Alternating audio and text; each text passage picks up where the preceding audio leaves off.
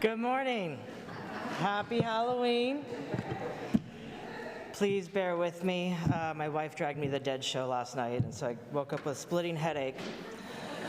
I want to welcome everyone to Neighborhood Unitarian Universalist Church in Pasadena. Welcome to all members, friends, and guests here in person and virtually. Neighborhood Church creates and grows an inclusive community of faith connected by love, spirit, and service. My name is Taylor Chazen, and I am a member of your Board of Trustees.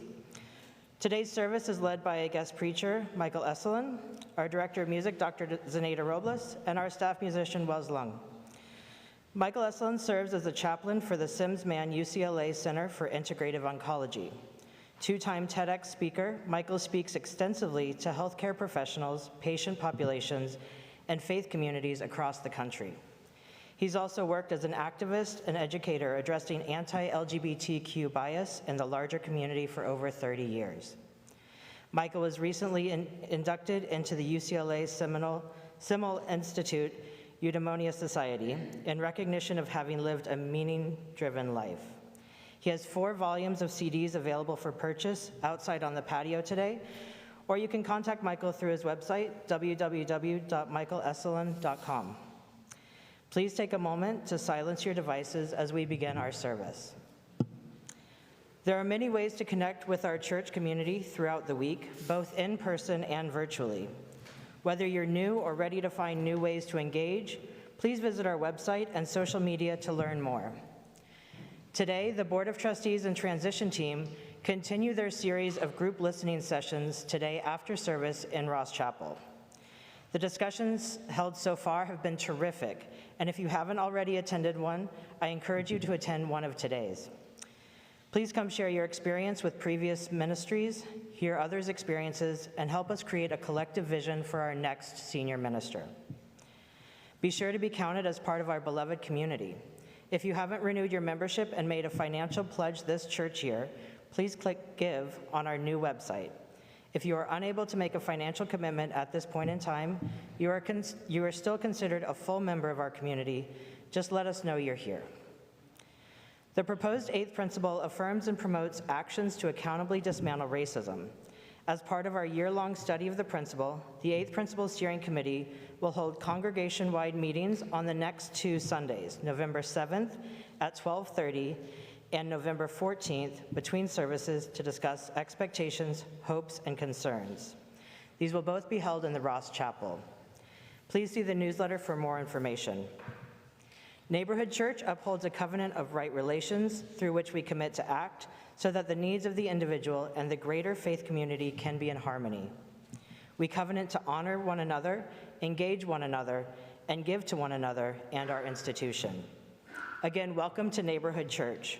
Whoever you are and wherever you are in your spiritual journey, welcome to this inclusive faith community connected by love, spirit, and service.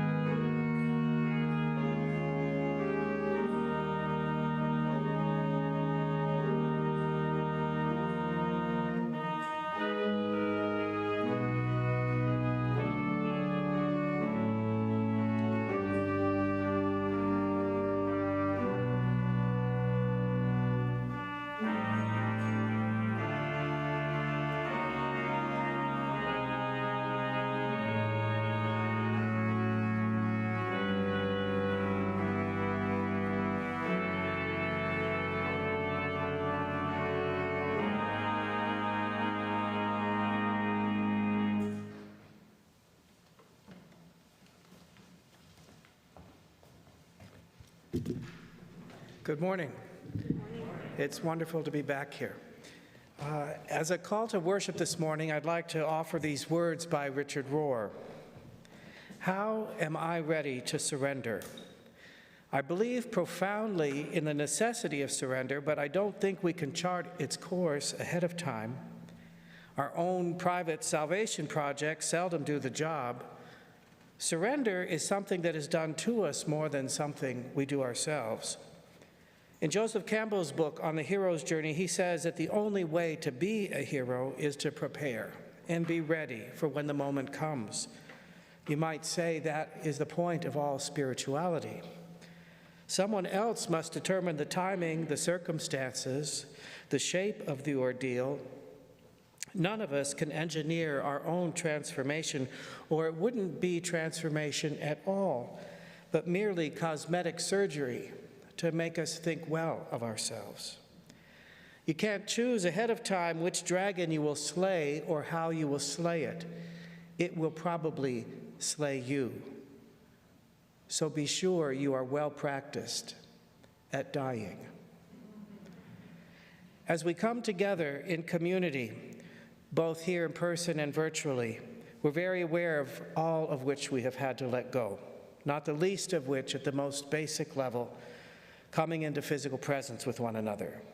As we light our own chalice candles at home and as we light the chalice here, we are mindful of this sacred time of coming together on our shared journey of discovery of that which remains essential after we have had to let go of so much.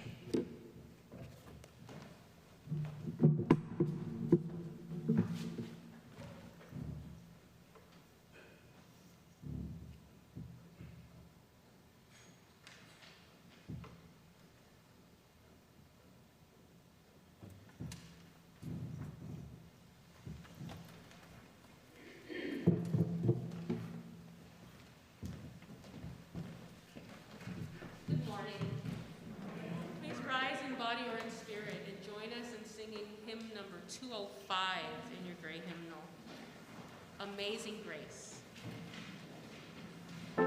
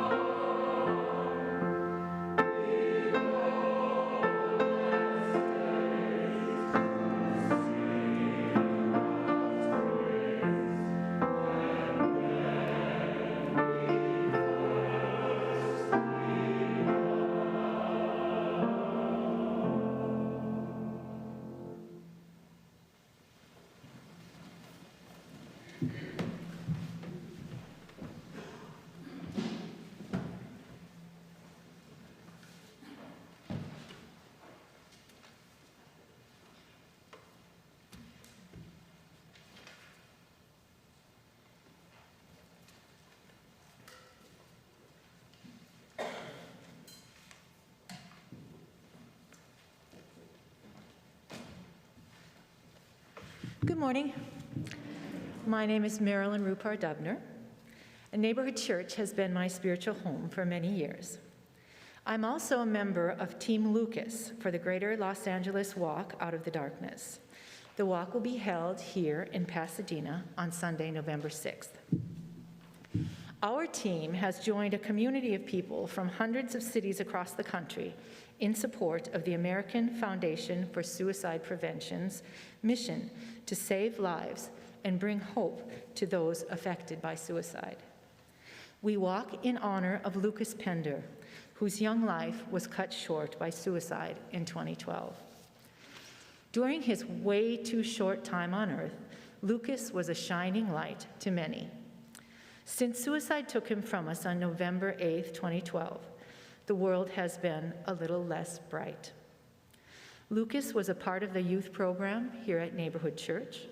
He was an artist, a poet, a musician, and a champion for social justice. We can only imagine what he would be contributing now and in the future to the world. There's so much more to Lucas than we can say in words. Lucas's mom, Susan, loves her son and wants our love and memory of Lucas to live on through our words and our actions.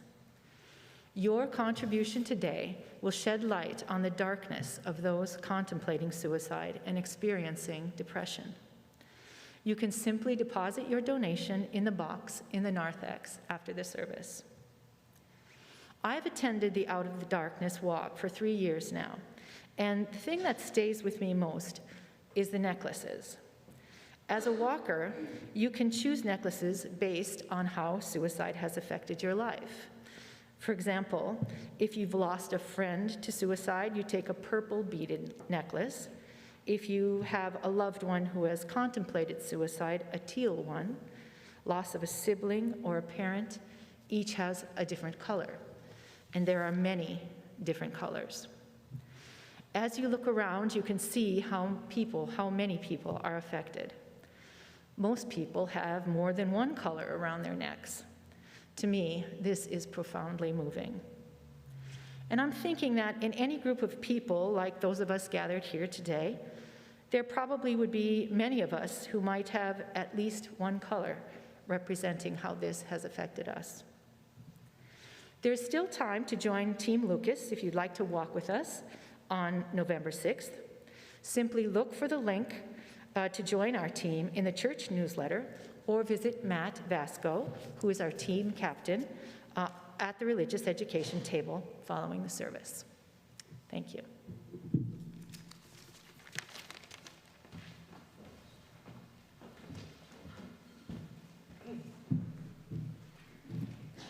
We now sing, Come Holy Spirit, Veni Sancte Spiritus. Come Holy Spirit, shine thy rays of heaven. Shine from heaven thy rays of light.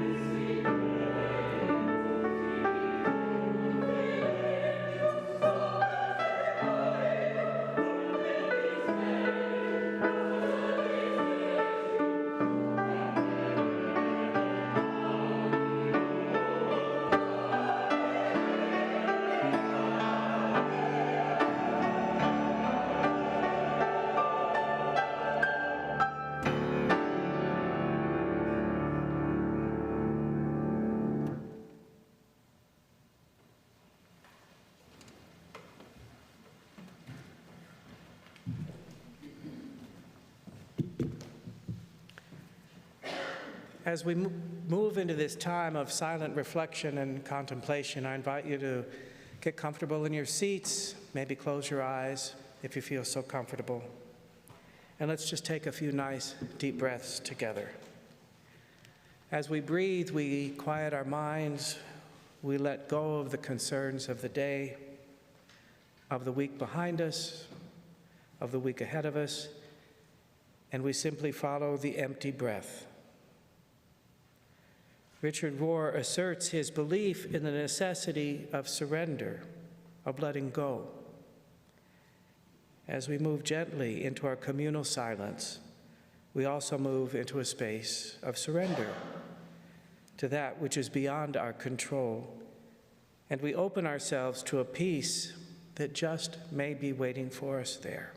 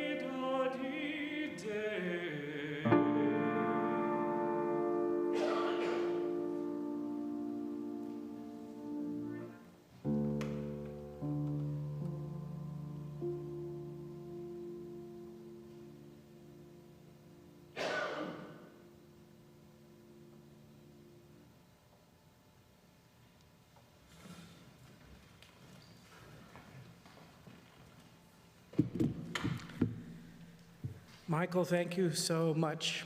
I feel like that's all I need for my Sunday. We can all go home now. For a reading this morning, I'd like to share in Blackwater Woods, a poem by Mary Oliver. Look, the trees are turning their own bodies into pillars of light, are giving off rich fragrance of cinnamon and fulfillment. The long tapers of cattails are bursting and floating away over the blue shoulders of the ponds. And every pond, no matter what its name is nameless now.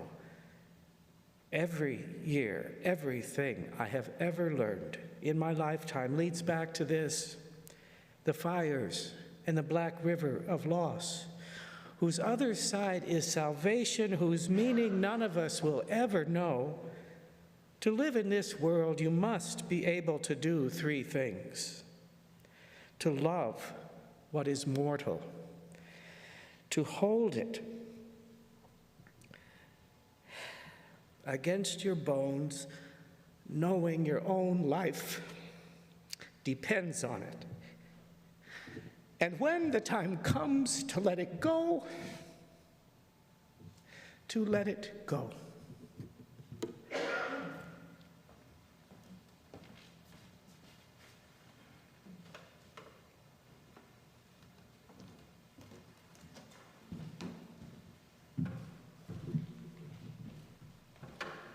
Right from your seats, please join us in singing our meditative hymn, number 391, Voice Still and Small. We'll sing it twice.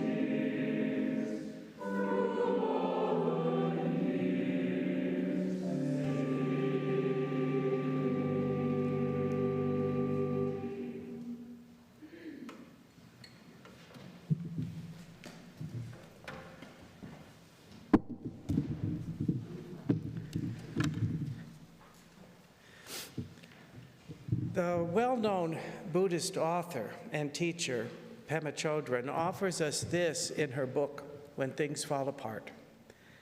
I used to have a sign pinned to my wall that read, "Only to the extent that we expose ourselves over and over to annihilation can that which is indestructible be found in us." It was all about letting go of everything. I invite you to think about 4 or 5 things that make you who you are. That if anyone is going to know you at all, they're going to know these 4 or 5 things about you: that you're a talented artist, you're a gifted athlete, you're passionate about politics or your faith community, you're a devoted parent or grandparent. Perhaps you're known for your beautiful physique and your great head of hair. That would be me. Imagine none of that is true anymore, or not in the same way. Who would you even be then? Is there an essential you who dwells beneath all those labels with which we would identify, under all those hats we might wear? What's more, is he or she worthy of love? Is he or she capable of giving love? As painful as it may be to entertain those questions, they do reflect a most profound spiritual journey through loss toward essence, that which is indestructible, if you will. It's a journey that so many cancer patients must take in a compressed, accelerated kind of fashion, watching piece by piece of one's identity slip away. If I'm no longer the supermom who never misses a soccer game or a birthday party, would I even still be the mom? Who would I even be? The thing is, it's a journey we all must take. Life affords us each that guarantee. We will all lose everything. Everything that we are, everything that we have, everything that we love. How do we make peace with that? Is that even possible? I sometimes wonder if one measure of living a successful life might dwell within our capacity to come to peace with the inevitability of loss. What's more, might that peace even be a kind of gift, a kind of blessing, giving us a glimpse every now and then of that which is indestructible? The Buddhists would caution us to be well practiced at letting go, that hanging on, clinging, grasping are sure pathways to suffering. As an illustration, we only have to look at how so many of us have been coping with this unfolding pandemic. How long is this going to last? I just want my old life back. When do we get back to normal? I'm an avid swimmer. I swim every day. I remember March 16th, 2020, when my gym announced that because of the virus, they would be closing for up to 2 weeks. 2 weeks? Are you kidding? I can't do without the pool for 2 weeks. Oh, really? Get ready. I hear similar sentiments sometimes from newly diagnosed cancer patients. Can't we just go back to 4 weeks ago before all of this happened? It's a kind of paradox, really, that yes, holding on does cause suffering. I find that there's also life force in it, in the reaching, in the yearning, in the longing. Chemo infusion clinics are filled with folks who have signed up for guaranteed suffering, for the possibility of more time, more life. Universities are filled with students investing in, striving for, creating a future. When we're young, the future is almost a member of the family. It's a character in our own biography. Look at how much attention and intention we invest in the future. It shapes almost every decision we make. As we grow older, possibility diminishes right along with the future, and the past becomes a far richer member of the family.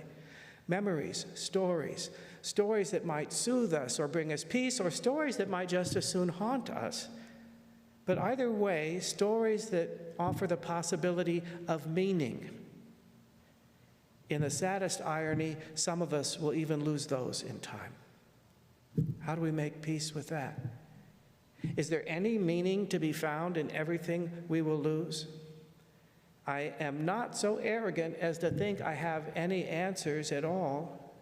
What I have are stories, both my own and those of countless patients I've walked beside, patients whom I would just as soon call my teachers. And I also have a growing faith at this stage of my life that drawing closer toward any paradox and holding the room for two competing realities to be true might just offer a pathway to peace, if not wisdom. April was a great gal, early 40s, dynamic, vibrant, a professional, a wife, a mom, 2 great kids. She was diagnosed with this very rare, exceedingly lethal cancer that also happened to be horribly disfiguring. The doctors gave her that awful assessment, nothing more to be done. And she greeted that news with this kind of clarity and profundity. Michael, I'm dying. I know that.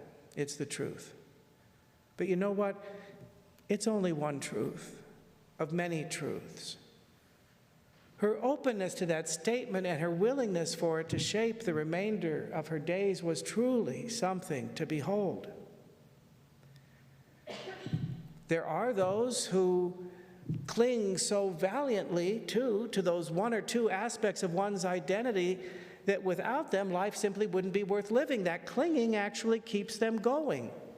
There's the ardent university professor who, by any reasonable measure, should never have been in a classroom, given how weak she was, given how emotionally compromised immunocompromised she was. But even her oncologist saw the truth. I see this is who you are. You're a teacher. You've got to teach. So go teach. Just be careful, okay? I remember over 20 years ago meeting a young mother in the hospital, maybe in her mid-30s, not long before she died. When I met her, she was busy writing a journal, writing letters to her then 11-year-old daughter to be read into the distant future. Oh, that's so beautiful, I said. What a profound legacy you're leaving. No, it's not, she said. I'm just nagging her into the future. Still just being a mom till the end.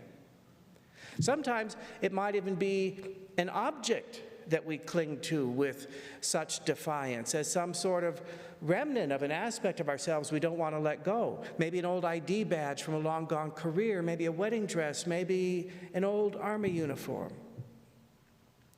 Over the last few years of my mom's life, she was acutely aware that things would be wrapping up soon, and so she took to earnestly clearing out every drawer, cabinet, and closet, letting go so we wouldn't have to. When death finally came, things had been pretty much sifted down to the bare essentials, except for boxes and boxes, acres and acres of family photos, cards, letters, a few tattered newspapers with historic headlines, JFK assassinated, that sort of thing. That last Saturday that we were packing up what was left of her life, I made a final pass through her bedroom closet, and high in the dark corner of the closet on the top shelf was this hat box. How had we missed that?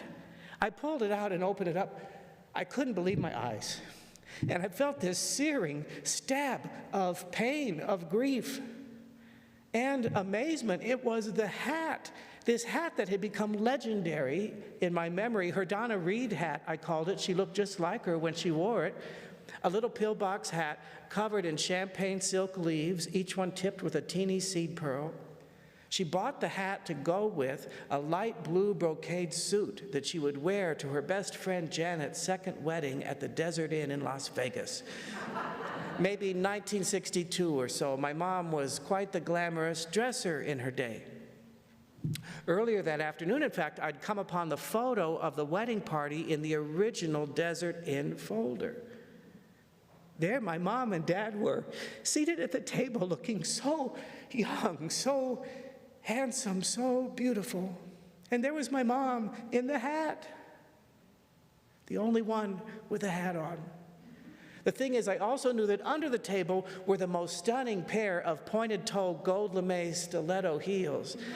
I'd always had a thing for my mom's high heels, obsessed, really, surreptitiously trying them on when she wasn't around. Even I knew better than to mess with those. But here it was, the hat. She had kept it. Though we had reminisced often about those years, about her wardrobe, even about that outfit, she never let on that she'd kept the hat. For decades and decades and decades, after letting go, saying goodbye to everything and everyone else. Why? Did she need it as some kind of touchstone, as proof that that time had been real, that that part of her still existed? Unwilling to surrender that last souvenir? It leaves me to wonder, what object will I cling to for no sensible reason, as some kind of a placeholder for some version of myself I will always want to claim as a part of me? I don't know. What about you? What will you hang on to? David Foster Wallace says, everything I let go of has my claw marks on it. And there are those who adapt quite well to loss, adapting to a new identity or a new version of the old one. I had so many wonderful conversations with Randy over the last few years of his life. He was in his mid-50s, advanced colon cancer. Not long before he died, I was walking him out of the clinic, and we were still chatting when we got out in the hallway. And up walks another patient, gingerly making her way to the entrance of the clinic. And Randy says, "Just a minute, Michael," and he goes and he holds the door for her. Big smile on his face. "There you go, sweetheart." And he comes back to me and he says, "You see, Michael, the way I see it, that's my job now, to be kind. That's what I do." Randy's professional life was one that had been animated by intense financial pressures and competition, commercial real estate. It had all been refined and distilled now, down to that as one who shows kindness. Cancer had robbed him of so much, but it didn't take away that career opportunity. It didn't take away that place to still find meaning. Kate, in her early 60s, was newly diagnosed with a recurrence of breast cancer, now stage 4. Kate was a spiritual seeker, an artist, a musician. She played cello in a local chamber orchestra. While raised an Episcopalian, she converted to Judaism much later in life, but not because of marriage or any such conventional reason, but because she said, "I love the humor in Judaism. And besides, there's no hell." She also loved the questioning nature inherent in Jewish study. Although any articulation about who or what is God, how does prayer work, what happens after we die, was simply left undefined, because she experienced her spirituality in community, playing music in community, praying in community. She didn't pray when she was alone. She also shared with me she'd been a survivor of childhood sexual assault, an experience that left deep wounds, to be sure, but not the least of which was a crippling fear of dying. And the essence of that fear, what if I just disappear? There it is, ultimate loss, disappearance. I asked Kate if she'd ever had what any of us might call a peak spiritual experience. "Oh, yes," she said, "playing a big, lush piece of music like Handel's Messiah. I got to play that once in Cleveland, full orchestra, chorus, the works. Tell you, Michael, it was transcendent, being in the center of the creation of all of that music." Kate, you just told me that your biggest fear would be that you would disappear. And yet, your peak spiritual experience was one in which you disappear, if you will, into the creation of that music. It couldn't possibly be about you and your cello in that moment. And yet, without your cello, the music would not have been the same. What if dying is like that? What if the other side is like that, surrendering into this larger harmonic reality in which our little voice is an inextricable piece of the whole? I love to hike, and for decades I have made a nearly annual pilgrimage to Yosemite, because there's one hike there that has simply given me my life back more times than I can count. There's no simpler way to put it. Well, about a dozen years ago or so, I had such a time in my life. Devastation, really. Spiritual crisis, in fact, which I would define as a time of great loss. Everything I had come to trust and believe collapsed right out from under me. And at first I thought, maybe you ought to go to Yosemite, do your hike, try to climb out of it. But it just didn't feel right. So the more I thought, you know, you've always wanted to see the Grand Canyon, hike to the bottom, you're not getting any younger. What if, instead of trying to climb out of this, you climb into it, climb into the earth, see what might be there for you? So that's what I did. For any of you who have made that descent, you know how staggering it is.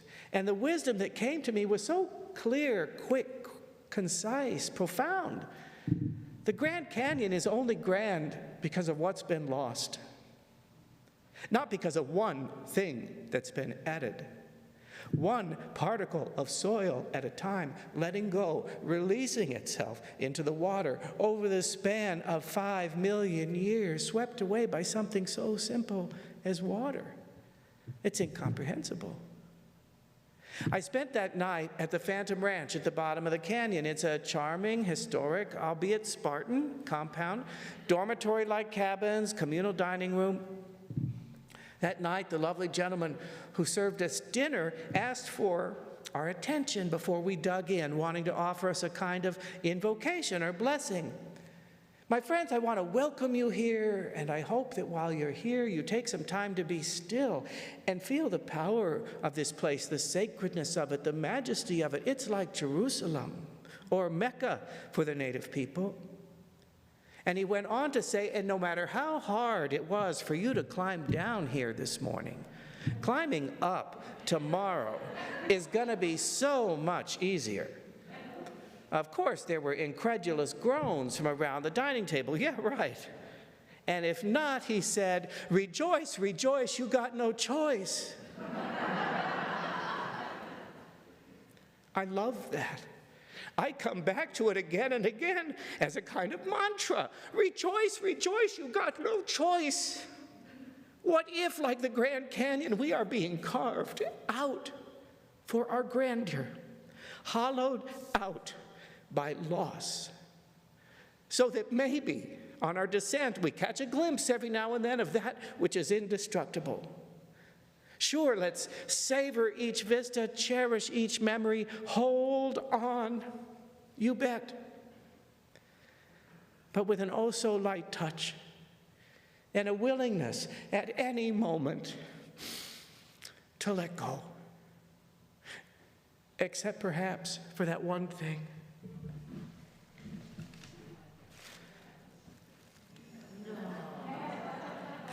So be it. Thank you.